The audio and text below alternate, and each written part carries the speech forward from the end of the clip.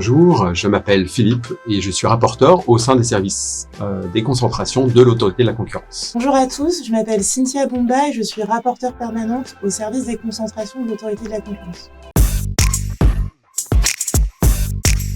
Je suis fonctionnaire puisque je suis inspecteur principal des finances publiques et je suis arrivé donc, il y a plusieurs années à l'autorité en tant que rapporteur au sein des services antitrust et depuis 3 ans, je suis au service déconcentration.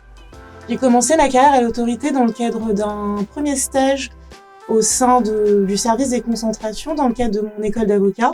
Et par la suite, je suis revenue à l'autorité en tant qu'assistante rapporteur, puis j'ai été nommée rapporteure permanente. Ma mission principale, c'est d'instruire des dossiers de concentration. Donc, lorsque 2 sociétés souhaitent fusionner ou l'une rachète l'autre, j'instruis le dossier, je regarde tous les aspects concurrentiels liés à cette opération, voir si l'opération en l'état peut être autorisée ou non, ou si elle ne peut pas, voir quels engagements peuvent être pris pour que l'opération puisse être autorisée. Ça consiste notamment à étudier un secteur, à discuter avec les parties, discuter avec les institutions qui seraient concernées et d'être assez polyvalent. Des qualités organisationnelles, puisqu'il faut gérer des délais contraints, des qualités relationnelles, puisqu'on est en contact avec au quotidien des conseils d'entreprise et des dirigeants d'entreprise, et enfin aussi et surtout sa capacité à faire preuve d'une certaine polyvalence, mais également son aisance écrite et orale. Participer en fait à la vie économique du pays. Étudier un nouveau secteur, d'en choisir les problématiques et ensuite l'impact que ça a sur le consommateur in fine. Le premier, quand on est jeune rapporteur, c'est la légitimité. Et le second, c'est l'impact qu'a nos décisions sur les différents acteurs de la chaîne de production, que ce soit le producteur, que ce soit le distributeur, que ce soit le consommateur final. C'est vrai que c'est une certaine pression qu'on peut avoir au quotidien. C'est notamment gérer des délais contraints tout en examinant des problématiques qui peuvent être complexes.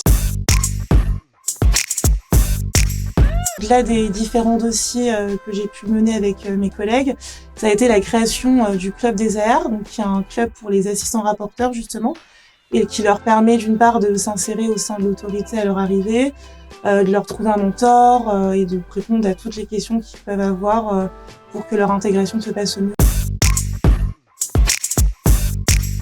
Alors des conseils, moi je les invite à venir.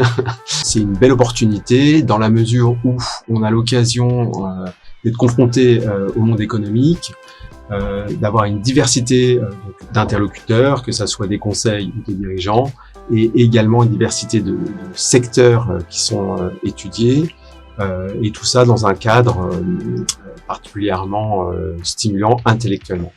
Persévérer parce que c'est un métier qui est passionnant. Ne pas hésiter à poser toutes les questions qui vous passent par la tête parce que ça reste un métier qu'on n'apprend pas forcément sur les bancs de la fac. Donc n'hésitez pas. Une carrière, c'est pas une course de vitesse, mais c'est un marathon.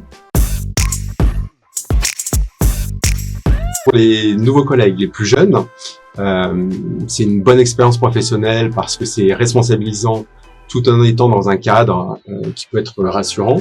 Et pour les personnes les plus expérimentées, c'est également une opportunité dans la mesure où on peut être confronté à des problématiques juridiques vraiment intéressantes.